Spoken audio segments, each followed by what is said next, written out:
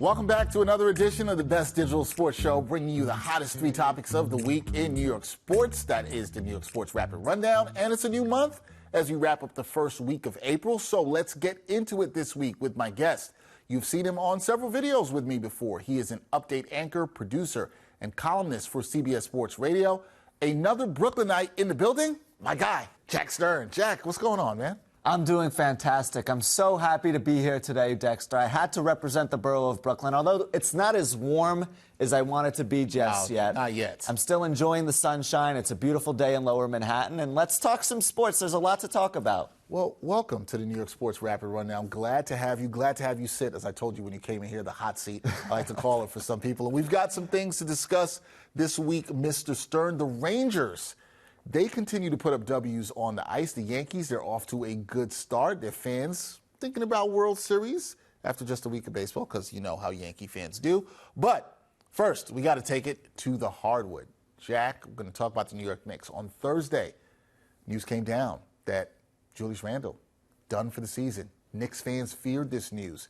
He's going to have season-ending shoulder surgery to repair his torn labrum. How significant of a loss is losing Julius Randle for the Knicks' playoff aspirations, and who do you see stepping up in his absence?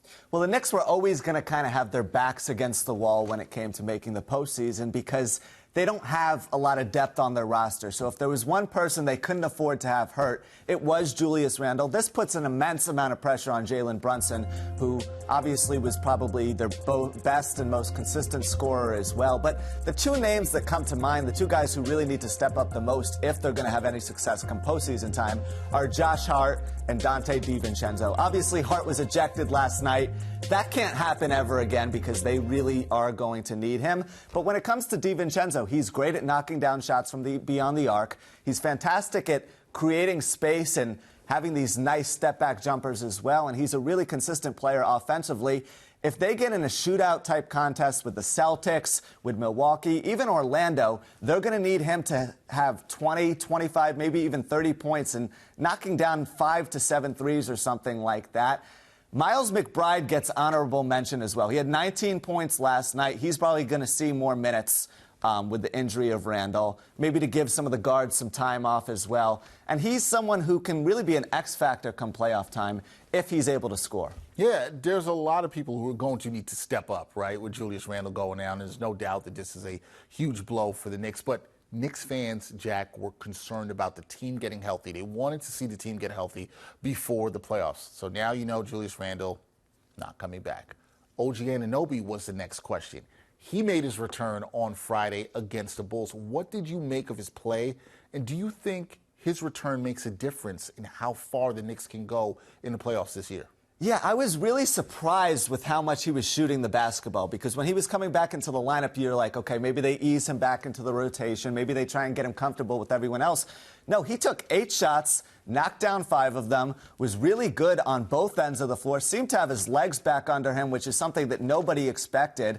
And all of a sudden, there was a little bit less pressure on everyone else. Now, it didn't yield the outcome that they wanted. Obviously, they still lost by 8 points to a very good Chicago Bulls team that's very underrated in my mind. But, you know, he didn't miss a beat. He picked up right where he left off. He felt like he was comfortable chewing off a pretty large workload, comparatively speaking. And, you know, he's someone that they're going to be relying on as well come playoff time. So you want him to really go out there and prove it, show he can be that type of guy. And beyond that, you want him to be a leader in the locker room as well. I don't want to understate the impact he can have on everyone else in that regard, keeping everyone level-headed. He's been there. He's done that, obviously, with Toronto earlier in his career. And you expect him to be that type of force for the Knicks as well. You can expect that. The numbers are tremendous, right? The Knicks now, they lost the other day, but 15-3 with him in the lineup. That's something Knicks fans like to hear. And he does help this team in terms of what they can do in the playoffs. So now I got to ask you this, Jack, just to follow up on that, okay?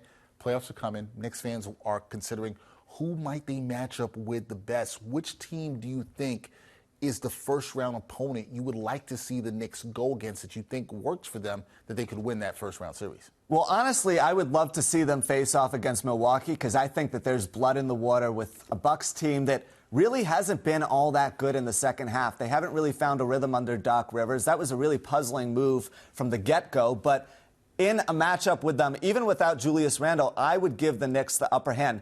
Now, Obviously, if the season ended today, they'd be playing the Orlando Magic. I don't see them having much of a chance against Orlando. When you look at the season series, they've lost all 3 games against them, 2 of them by double-digit deficits. And it's going to be tough to defend Paolo Banchero and Franz Wagner for 48 minutes in a basketball game. If they're in one of these high-scoring affairs, I'm just not sure they can keep up. They're going to do a good job defensively, but if it's, say, 120, 115 with 5 minutes remaining, they're not going to be able to win a game like that. So it's going to come down to getting some stops, getting to the free throw line, knocking down some threes, and doing the little things to maybe pull out a tough series victory. Knicks fans expect them to win in the first round after they did so last year against Cleveland. That's kind of the bare minimum. But if they draw a matchup with Orlando, unfortunately, I don't see that being very likely. So Orlando, you don't like. You like Milwaukee. You think there's blood in the water was the term you used with the way the Bucks have been struggling lately.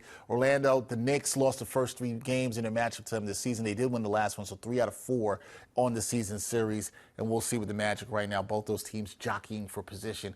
We'll see how it all ends up with the Knicks. But for the Knicks fans might be looking until next year, hopefully where the team can get a little bit healthier. We shall see.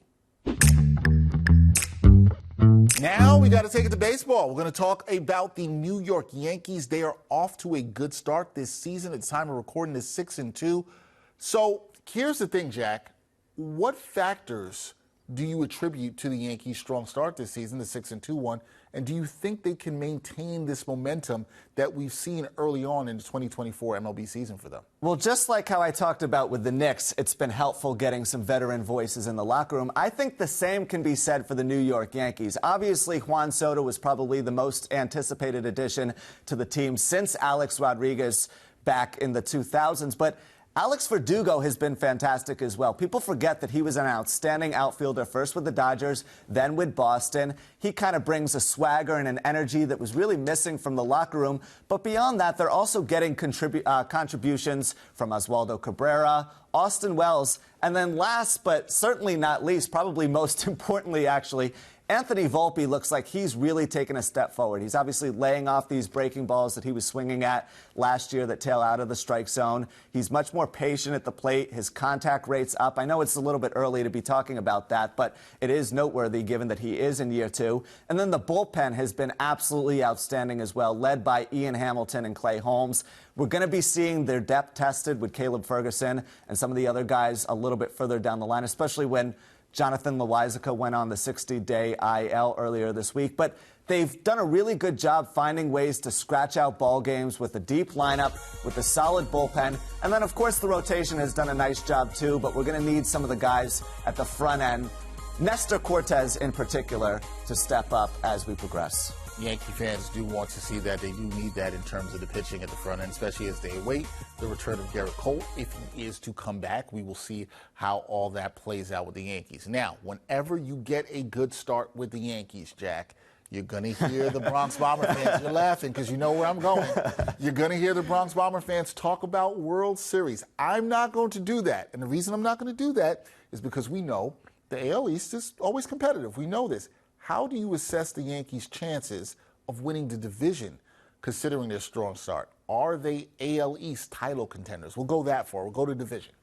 Well, they are AL East title contenders, but I'm not ready to say they're going to be better than the Baltimore Orioles. Remember, the Orioles have Jackson Holliday and Colin Cowser sitting down in AAA right now. They have outstanding hitters all throughout the lineup and in the minor league system. They're the reigning divisional champions. They have a really, really, really nice roster, and they obviously play at a ballpark that, while it's not hitter-friendly, tailors to the home team because they become used to playing there.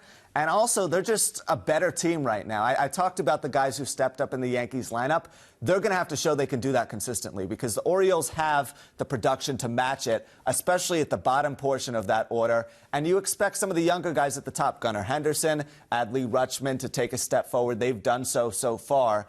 And as a result, I think the Orioles are going to be really, really tough to beat all season. Beyond that, Toronto's a good team as well. Boston's going to be tough. And it's going to be a really, really difficult division to stay competitive in through an 162-game season. That being said, the Yankees have all the tools to do so, and we're all expecting it to happen because we are Yankees fans. We're going to be a little bit spoiled and entitled to begin with. I'm glad you just spoke for all the Yankee fans there. In the term, I didn't say it. Spoiled. My words, and not entitled. his. Those were Jack's words, not mine. Not coming for any smoke with the Yankees fans. Jack chose that there. But okay, so you think the Yankees can be competitive in the division. I'm going to give you a chance right here as a Yankee fan to jump out the window a little bit. Will you say World Series? Is this a World Series team?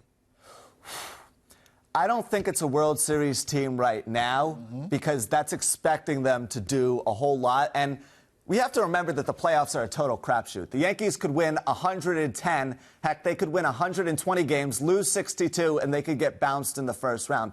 Now, with that being said, you want to try and be able to carry some momentum into the postseason. They need to find a way to play their best baseball in September. Who cares about April and May when things don't really matter? We all know that it takes about 60 games for teams to really establish an identity anyway. The Yankees obviously aren't there yet. They've only played about a week worth of baseball games. But you know, they're going to have as good of a chance as anyone else to make a run in the postseason if they can just find a way to get there, get hot, and get some confidence under them. We know that they've gone 5-2 to this point. They're a confident team right now. They're going to go through bits and spurts throughout the year. Sometimes they're going to have some struggles. That's kind of to be expected with a team like this. But at the end, they need to get everyone healthy because without Garrett Cole, without Loaisiga, without some of the pieces, in the same way the Knicks are going to be struggling to make a run without Julius Randle, the Yankees are going to have trouble if they're forced to match up with some of the great teams in the American League, perhaps the National League, if they do get to the World Series, if they don't have their hog at the top of the rotation in Garrett Cole. Well, look, I tried. I tried for the people. I tried to get Jack to say World Series or bust. I was trying to get him to say it. He wouldn't bite and do that. We'll see how the Yankees are doing. Off to a good start. Reason for the Yankee fan to be optimistic. Okay, here's what we're doing now. We're going to take it to the ice with the New York Rangers. They just have 5 regular season games left, but they've been playing some strong hockey, Jack. With the Blue Shirts on a roll lately, what do you think has clicked for them, and do you think they can sustain this level of play as they head into the postseason? You know, it's funny you asked that question because when Gerard Gallant was fired at the end of last year, I think a lot of fans were very upset to see that happen, and they wondered how Peter Laviolette was an upgrade. Now I think we're starting to see the impact that's having. He's a veteran presence. He's good in the locker room with a lot of the older players. And he's someone who kind of leads by example in a very quiet manner, which works very well with this team. Also, he's willing to make daring decisions and ones that other head coaches wouldn't be willing to make that have really benefited them. Look at what he did last night when he moved Barclay Goodrow over to the wing spot, traded with Johnny Brodzinski, who moved over to center, and then Barclay Goodrow, who had 2 goals heading into the game, matched his goal total in one night against the Red Wings. It's incredible that he has such a good feel for the game. Obviously, they're going to be able to lean heavily on the trio of Chris Kreider, Mika Zibanejad, and then, of course, Alexis Lafreniere as well as we get closer to playoff time. But they need to establish some secondary scorers, whether it's Goodrow, Jimmy Vesey is a name that comes to mind. I want to see Ryan Lindgren step up as well. So, you know, it's a combination of things, but this team is just found a way to get the job done. They're in a really nice rhythm right now. The biggest key is going to be not letting down their fans and finding a way to bring that into the postseason. We were all disappointed when they were bounced by the Devils in 7 games last year. 2 seasons ago, I think we had even higher expectations when they lost to a Tampa Bay Lightning team that went on to win the Stanley Cup. It's put up or shut up time for this Rangers team. We're not going to settle for anything less. We're not going to be satisfied with even making it to the conference finals at this point in time, and they have all the tools to do so with the combination of veteran experience and offensive explosiveness. Jack will not be satisfied unless the Rangers get to the Stanley Cup Finals. I like it. I like that energy. Now, you talk about finishing strong, Jack. This team is in a great position, leading the league in points, trying to go for that President's Trophy. Rangers, they're going to be playing some teams over the final couple games that are fighting for a playoff spot over these final 5 games. So how do you think this will impact their playoff positioning? And when you're playing what they're playing for, the President's Trophy, and trying to finish the season strong, what should be their focus in these games to not let their foot off the gas here? It's helpful that 2 of their 5 remaining games are against rivals, right? I mean, this is going to be a grudge match against the Flyers in a lot of ways because Philadelphia feels like the Rangers stole one from them a few weeks ago when they won 5-4 in overtime. The Flyers are ponying for positioning. That's going to be a fun one on Thursday night. And then they play the Islanders on Tuesday. And if you can't get up to play the Islanders, then I don't think you're going to be able to get up the rest of the season, including postseason time. So It helps that they're kind of playing for bragging rights at this point, because if they were playing another team in contention that they didn't really have a history with, I don't know if they'd be as interested. But it's perfect to kind of use that, bring it into the postseason, and hope that you pull out a couple victories, because although they have that berth wrapped up, right now they're also playing for the #1 seed, and that's going to be key to securing home field advantage, not just in the Eastern Conference playoffs, but also if you make the Stanley Cup Finals as well. Yeah, there's still that focus on getting that home ice advantage. You want to get that. You want to wrap it up. So it's not like the Rangers do not have anything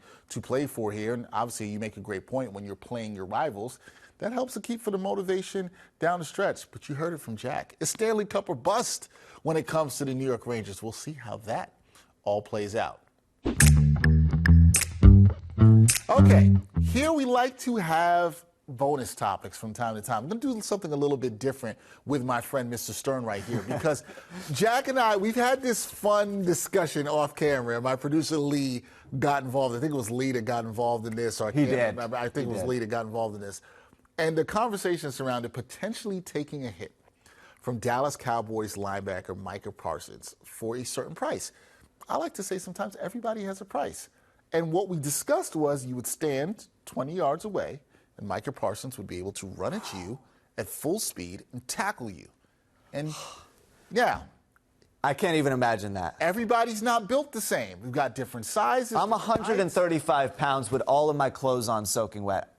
So, okay, you gave everybody the stats there. So for the record, for you, we're doing this on camera, what would the price be for you to take a hit from Micah Parsons? And considering you just gave us your height, your weight, do you think you'd be able to walk away from it with that money? I don't know if I'd be able to walk away from it, because he is such a big guy and he's so strong. Obviously, he plays linebacker in the NFL. Those dudes are built differently. I was talking to a football player that I know earlier this week, and he said to me, Jack, I don't think you would be able to last 5 minutes in football practice. You'd be walking away bruised, battered, and asking yourself how us grown men do this for a living. So no, to answer your first question, I don't think I'd be able to walk away from a hit from Micah Parsons. And on that note, I say I'd be charging $1 million for Micah Parsons to come and hit me. I'm not stopping at $100,000 or $200,000, because I'm expecting to be in a wheelchair when it's all said and done. He's a big, big, big dude. He obviously makes it easy tackling these running backs in the opening field.